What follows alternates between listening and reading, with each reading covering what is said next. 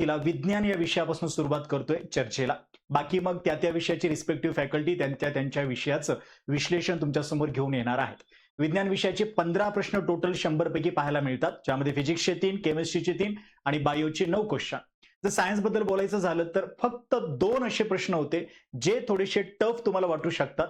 बाकी 12 ते 13 मार्क सायन्समध्ये मिळवणं सोपी गोष्ट होती यावर्षी.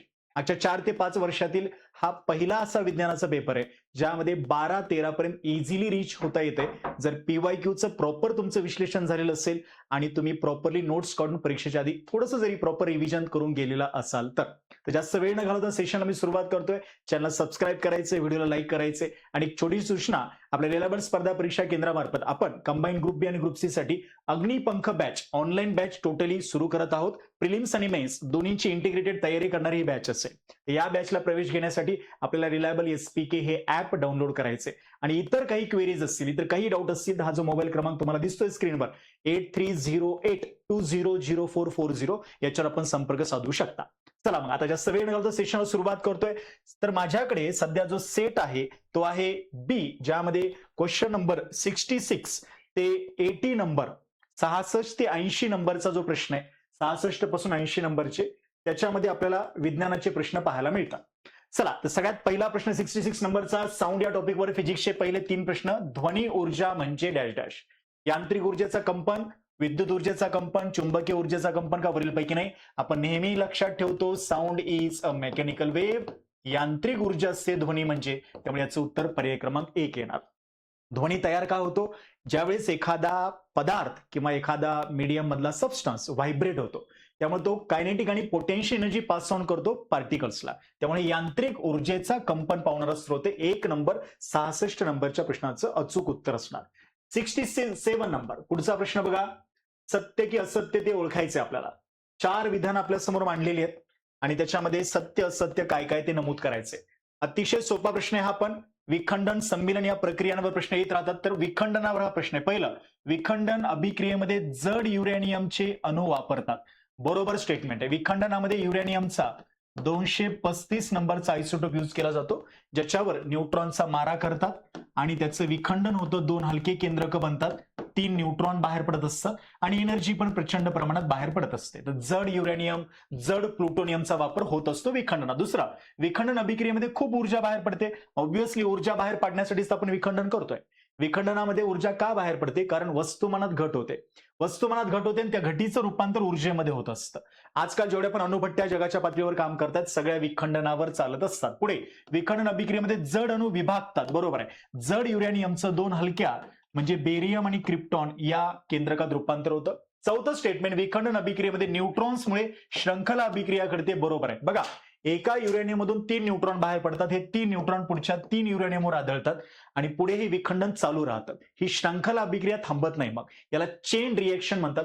4ही स्टेटमेंट अचूक असल्यामुळे पर्याय क्रमांक 2 उत्तर असेल. 4ही सत्य. चला 68 नंबरचा क्वेश्चन. आता हा एकमेव असा प्रश्न आहे जो आयोगाला रद्द करावा लागू शकतो, कारण इथे अचूक ऑप्शन दिलेलं नाहीये. या प्रश्नामध्ये प्रॉब्लेमॅटिक स्टेटमेंट 3 नंबरचं आहे. तसं ते मी तुम्हाला सांगतो. पहिलं स्टेटमेंट बघा, क्ष किरण श्रव्यातीत किंवा अल्ट्रासोनिक लहरी आहेत. हे पूर्णपणे चुकीचे. एक्सरेज नॉन मेकॅनिकल वेव्हज असतात. हे श्रव्यातीत अल्ट्रासोनिक साऊंड बद्दल आहे, त्याच्यामुळे एक्सरेचा त्याच्याशी काही संबंध नाही. दुसरं स्टेटमेंट, एक्सरेज सरळ रेषेत प्रवास करतात. 100% करेक्ट. एक्सरेज नॉन मेकॅनिकल, सगळ्या नॉन मेकॅनिकल सरळ वेव्हज मध्ये जात असतात. तिसरं स्टेटमेंट चुकीचं आहे. बघा इथं काय म्हटलंय, सॉफ्ट एक्सरेची तरंग लांबी हार्ड एक्सरे पेक्षा कमी. चूक. सॉफ्ट एक्सरेची तरंग लांबी हार्ड एक्सरे पेक्षा जास्त असायला पाहिजे, त्यामुळे हे स्टेटमेंट चुकीचं आहे. चौथं स्टेटमेंट, एक्सरेचा वेग प्रकाशाच्या वेगापेक्षा कमी. चुकीचं आहे. एक्सरे लाईटच्या स्पीडनं जातात. फक्त इथे दुसऱ्या क्रमांकाचं स्टेटमेंट बरोबर आहे, तसा पर्याय तर कुठं दिसत नाहीये. त्यामुळे इथे थोडीशी मला वाटते प्रिंटिंग मिस्टेक झालेली असणार आहे आयोगाकडनं, किंवा इथे ऑप्शन मध्ये थोडंसं गफलत झालेली आहे. इथे तरंग लांबीच्या जागीचं त्यांनी वारंवारता शब्द वापरला असता ना, मग आपल्याला तिसरं स्टेटमेंट बरोबर म्हणता आलं असतं, तेव्हा उत्तर 3 नंबर आलं असतं. परंतु इथे अचूक पर्याय कुठेच दिसत नसल्यामुळे हा प्रश्न माझ्यामध्ये रद्द व्हायला पाहिजे. चला 69 नंबर. सोपा प्रश्न. आवर्त सारणीबद्दल केमिस्ट्रीचे प्रश्न सुरू होतात. बघा आता 3 प्रश्न फिजिक्सचे झाले, पुढचे 3 प्रश्न केमिस्ट्रीचे. खालीलपैकी कोणते मूलद्रव्य आवर्त सारणीतील पी ब्लॉक मध्ये आहे? पी ब्लॉक पी ब्लॉकमध्ये 13 ते 18 गण येतात. तर फ्रान्सियम एस ब्लॉकमध्ये येतं, हे उत्तर नाही. युरेनियम एफ ब्लॉकमध्ये येतं, हे पण उत्तर नाही. कॉपर जे आहे ते डी ब्लॉकमध्ये येतं, ते पण उत्तर नाही. याचं उत्तर इंडियम आहे, जे पी ब्लॉकमध्ये येत असतं. पी ब्लॉक मधला 13वा जो गण आहे, 13th ग्रुप, त्यामध्ये इंडियमचा समावेश होतो. त्यामुळे ऑप्शन नंबर 3 याचं उत्तर येईल. 70 नंबरचा क्वेश्चन पण अतिशय सोपा आहे, ज्यामध्ये युरेनियम 92,238 याच्या अणूमध्ये किती न्यूट्रॉन्स असतील असं विचारलंय. बघा, पायापाशी जी लिहितो ते प्रोटॉन्स असतात, म्हणजे इथं प्रोटॉन 92 आहेत, आणि डोक्यापाशी जी लिहितो ते प्रोटॉन न्यूट्रॉनची बेरीज असते, जी 238 या ठिकाणी दिलेली आहे. वरच्यातून खालचं जर वजा केलं तुम्ही, तर तुम्हाला मिळणार आहेत न्यूट्रॉन्स. इथे बघा, ब ला 238, अ ला 92, मग ब वजा अ, तसा ऑप्शन 1 नंबर. फक्त थोडस शब्दाचा खेळ खेळलेला आहे, अदरवाईज अतिशय सोपा प्रश्न याला म्हणावं लागेल. 238 मधून 92 गेला, जेवढे पण उरणार आहे तेवढे न्यूट्रॉन्स राहणार आहे. 1 नंबर उत्तर 70चं. नेक्स्ट 71, इझी सवाल, अतिशय सोपा. याच्या आधी आयोगाने भरपूरदा धातुकांवर प्रश्न विचारलेला आहे. हेमेटाइट पासून कोणता धातू मिळवला जातो? हेमेटाइट कोणाचा धातू असं विचारलंय, याचं उत्तर आहे लोखंड, आयन. लोखंडाची धातुके आपण नेहमी पाठ करतो, सिडेराइट, लिमोनाइट, हेमेटाइट, मॅग्नेटाइट, बरोबर. याच्या आधी अल्युमिनियमच्या बॉक्साइडवर प्रश्न येऊन गेलेला आहे, झिंकच्या स्फलेराइटवर प्रश्न आलेला आहे, कॉपरची क्यूप्राइट असेल, चार्कोपायराइट असेल. सो वेगवेगळ्या धातूंची धातुकी नेहमी परीक्षेमध्ये विचारली जातात. 4 नंबर याचं उत्तर असणार आहे. सोपा प्रश्न, पीवायक्यू शी रिलेटेड करतो. नेक्स्ट, आता सुरू होतात बायोचे प्रश्न. 3 फिजिक्स, 3 केमिस्ट्री पाहिले, 6च्या 6 प्रश्न तुम्हाला जमायला पाहिजे होते. एक प्रश्न डाऊटफुल आहे, जो रद्द होईल.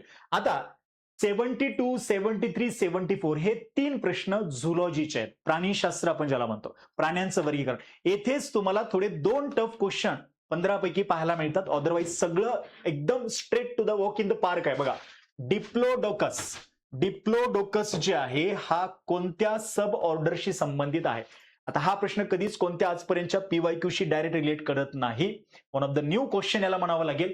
डिप्लोडोकस ज्यांना माहित नाही त्यांना मी सांगू इच्छितो, हा एक डायनासोरचा प्रकार आहे. असे डायनासोर जे पूर्णपणे शुद्ध शाकाहारी होते, ज्यांची मान लांब होती, त्याला डिप्लोडोकस म्हणतात. आणि यांचा समावेश ज्या सब ऑर्डर मध्ये केलेला आहे ती आहे सोरोपोडा. ऑप्शन 3 याचं करेक्ट आन्सर असणार आहे. 72चं पर्याय क्रमांक 3. चलो आगे बढो. 73 नंबर, एकदम इझी असणारा सवाल. आपण प्राण्यांच्या वर्गीकरणात आवर्जून उदाहरणं पाठ करतो. खालीलपैकी कोणता सिलेंटराटा किंवा कोलेंटराटा या फायलमशी संबंधित नाही? म्हणजे तुम्हाला सिलेंटराटा या संघात न येणारा प्राणी इथे ओळखायचा आहे. समुद्री pen, blue coral, sea fan का सी कुकुंबर? अतिशय सोपा, सी कुकुंबर. आपल्याला सगळ्यांना पाठ असतं, समुद्री काकडी, सी कुकुंबर नावाचा अॅनिमल हा इकायनोडर्माटा, ज्याला कंटकचर्मी म्हणतात. कंटकचर्मी नावाचा संघ, इकायनोडर्माटा, ज्यामध्ये तारा मासा येतो, सी अर्चिन येतो, सँड डॉलर येतो, त्याच्यामध्ये समुद्री काकडीचा समावेश होतो, ज्याचा कॅन्सर ट्रीटमेंटमध्ये पण वापर केला जातो. सगळ्यात फेमस एक्झाम्पल आहेत बघा. त्यामुळे हे प्रश्न तुम्हाला यायलाच पाहिजे होता. याच्या आधी पण पीवायक्यू मध्ये या प्राण्यांचा उल्लेख आयोगानं केलेला आहे. नेक्स्ट 74 नंबर, हा प्रश्न तुमच्यापैकी काही जणांना जमला नसेल, काही हरकत नाही. हा प्रश्न एक थोडासा टफ आपण म्हणू शकतो. इलिमिनेशन मेथडने शांत डोक्याने सोडवलं तर येऊ शकत होतं. उभयचर प्राणी आंधळा असणारा. Which of the following is blind amphibian? कोणाला डोळे नाही आहेत? बघा, बेडकाला डोळे नाहीत का? आहेत, त्यामुळे हे उत्तर येणार नाही. टोडला पण डोळे असतात, त्यामुळे हे पण उत्तर येणार नाही. आपण जर स्टँडर्ड रेफरन्स बुक बघितले, बेडकाचं, टोडचं चित्र दिलेलं असतं पुस्तकात, त्यांना स्पष्टपणे त्यांचे डोळे दिसत असतात. त्यामुळे 1 आणि 2 तर आपण नुसत्या ऑब्झर्वेशन कॅन्सल करू शकतो. 3 आणि 4 मध्ये तुम्ही गोंधळ असाल.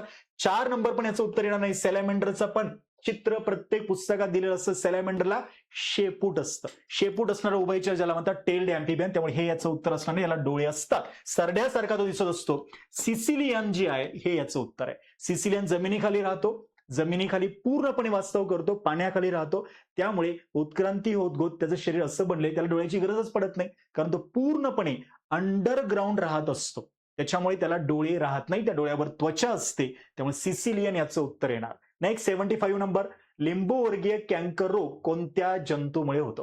प्युअरली पीवायक्यू आहे. याआधी आयोगानं 3 ते 4 वेळेला लिंबूवर्गीय फळांवर पडणारा सिट्रस कॅन्कर याच्यावर प्रश्न विचारलेला आहे. तर याचं उत्तर आहे पर्याय क्रमांक 2, झॅन्थोमोनास सिट्राय, जो एक जीवाणू आहे, जो एक बॅक्टेरिया आहे. आणि हा प्रश्न 3-4 वेळा रिपीट झालेला आहे, त्याच्यामुळे याच्याबद्दल काही चर्चा करण्यासारखं नाहीये, सगळ्यांना यायला पाहिजे याचं उत्तर. नेक्स्ट 76, काही क्वेश्चन तुमचा थोडासा कॉमन सेन्स चेक करणारे पण होते. कुणी उत्तर देऊ शकत आहे याचं? वनस्पतीच्या जोमदार वाढीसाठी चांगली मृदा कोणती?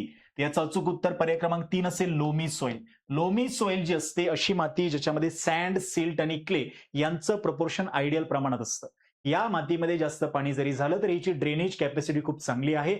मुळांना मोकळी हवा पण इथं मिळत असते. एरेशन प्रॉपर्टी पण या मातीची चांगली असते. त्यामुळे सगळ्यात चांगल्या प्रकारची माती दिलेल्या पर्यायामध्ये लोमी सॉइल म्हणून ओळखावी लागेल. Option number 3. नेक्स्ट 77 नंबर प्रश्नात एकदम फुलटॉस होता. सगळ्यांना उत्तर यायला पाहिजे. मातीच्या उपजाऊ स्तराच्या नुकसानीला काय म्हणतात? वरचा जो थर असतो बघा मातीचा, त्याचा जर का समजा लॉस होत आहे तर त्याला काय म्हणायचं? एलिमिनेशन जा.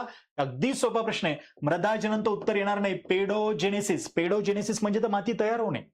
मृदा निर्मितीला पेडोजेनेसिस म्हणतात. त्यामुळे हे उत्तर असण्याचा चान्सच येत नाही. दुसरा, पोडझोलायझेशन कंसात दिलेलं आहे. तुम्हाला कळत नसेल तर मातीच्या निर्मितीची प्रक्रिया, हे पण अजिबात उत्तर असणार नाहीये. माती तयार होण्याच्या प्रक्रियेला पोडझोलायझेशन म्हणतात. मातीची धूप हेच पर्यायाचं उत्तर उरत आहे. Option 3 is the right answer. Easy, एकदम इझी. नेक्स्ट क्वेश्चन, शरीरशास्त्राबद्दलचे प्रश्न आहेत बघा. याच्या पुढे शरीरशास्त्रावर प्रश्न आहेत 78, 79 आणि 80.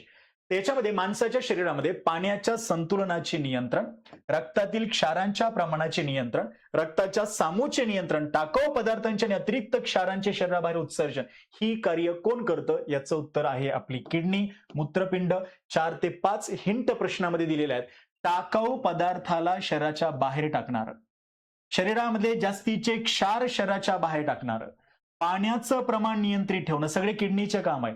बरोबर आहे. रक्तातले क्षार नियंत्रित ठेवणे आपण शिकतो. किडनीचा डिटेल अभ्यास करतो. किडनी रक्ताला गाळते, रक्तातलं जास्तीचं पाणी लघवीच्या स्वरूपात बाहेर टाकते, रक्तातले जास्तीचे क्षार लघवीच्या स्वरूपात बाहेर टाकते, रक्ताचा पीएच पण मेंटेन करते, हायड्रोजन प्लस हायड्रोजन आयन बाहेर टाकून. ते सगळे कामं डायरेक्टली लिंक करतात किडनी सोबत. अतिशय सोपा असणारा प्रश्न. 4 नंबर उत्तर येणार आहे. 79 नंबरचा प्रश्न विटॅमिन्स बद्दल आहे. सगळ्यांना उत्तर आलेलं आहे. खालीलपैकी कोणती जीवनसत्वे पाण्यात विरघळतात?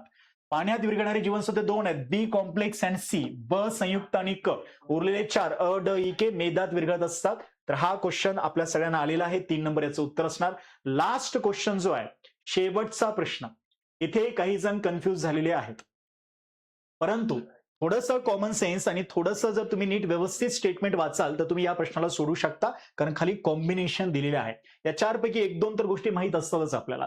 प्रश्न आहे नर्वस सिस्टीम बद्दल, नर्वस सिस्टीम मधल्या सेरेब्रोस्पाइनल फ्लुइड बद्दल. बघा, आपला मेंदू आणि मेरुरज्जू जो असतो त्याच्या भोवती एक द्रव पदार्थ असतो.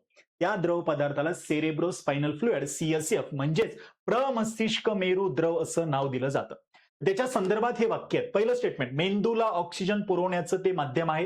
तो टाकाऊ पदार्थ दूर वाहून नेतो, तो मेंदूला पोषण पुरवतो. आणि चौथं स्टेटमेंट, मेंदू आणि मेरुरज्जूसाठी आघात प्रतिबंधक म्हणून कार्य करतो. चौथं स्टेटमेंट तर 100% करेक्ट आहे. सीएसएफ एक कुशन असतं. एका फिजिकल ट्रोमापासनं, बाहेरच्या एखाद्या मोठ्या डॅशपासनं मेंदूचं नाजूक अवयवाचं संरक्षण व्हावं म्हणून हा एक गादीसारखं काम करतो. त्यामुळे चौथं स्टेटमेंट 100% करेक्ट. क, तिसरं स्टेटमेंट, मेंदूला पोषण पुरवतो, हे पण बरोबर आहे. मेंदूला ग्लुकोज पुरवणं, अमिनो आम्ल पुरवणं हे या लिक्विडच्या मार्फतच होत असतं. तो टाकाऊ पदार्थ दूर वाहून नेतो. बरोबर आहे. मेंदूमध्ये, मेरुरज्जूमध्ये जे वेस्ट पडणार त्याला दूर म्हणजे रक्ताकडे वाहून नेण्याचं काम या लिक्विडचं आहे. आता ब, क आणि ड हे तर काहीच चुकीचे नाहीये. स्टेटमेंटची रचना बघा, हे एकदम कॉमन लॉजिकला पटणारे आहेत. ब, क आणि ड सोबत असणारा पर्याय एकच आहे. 3 नंबरचा जो ए ला पण इन्क्लूड करतोय. ए मध्ये पण असं काही नाहीये ज्याला तुम्ही चूक म्हणू शकता. ए मध्ये काहीच नाही असं की ज्याला आपण चूक म्हणू शकतो. ऑक्सिजन पुरवण्याचं काम करतो. मान्य आहे मला की ब्लडचं मेन काम आहे ऑक्सिजन सप्लाय करणे प्रत्येक ऑर्गनला, बट ब्लडचं डायरेक्ट कनेक्शन कधी कधी पेशींशी नसतं. त्या ठिकाणी इन बिटवीन इंटरमिजियरी म्हणून काही काही फ्लुइड कामाला येतात. सीएसएफ तसंच द्रव आहे जे रक्तातल्या प्लाझ्मा मधला किंवा रक्तामधला ऑक्सिजन बऱ्याचदा ब्रेनच्या न्यूरॉन्सला ट्रान्समिट करू शकतात. त्यामुळे 4ही स्टेटमेंट बरोबर असल्यामुळे 3 नंबर या प्रश्नाचं उत्तर आपल्याला द्यावं लागेल. अशा पद्धतीने 15 प्रश्नापैकी 12-13 पर्यंत स्कोर येणं आपलं अपेक्षित आहे. 1-2 प्रश्न थोडेसे टफ आपल्याला वाटू शकतात. एक प्रश्न जो आहे तो रद्द होणार, रद्द होण्याची शक्यता खूप जास्त आहे. आता मी या ठिकाणी थांबतोय. पुढची सूत्र मी अमोल अंतर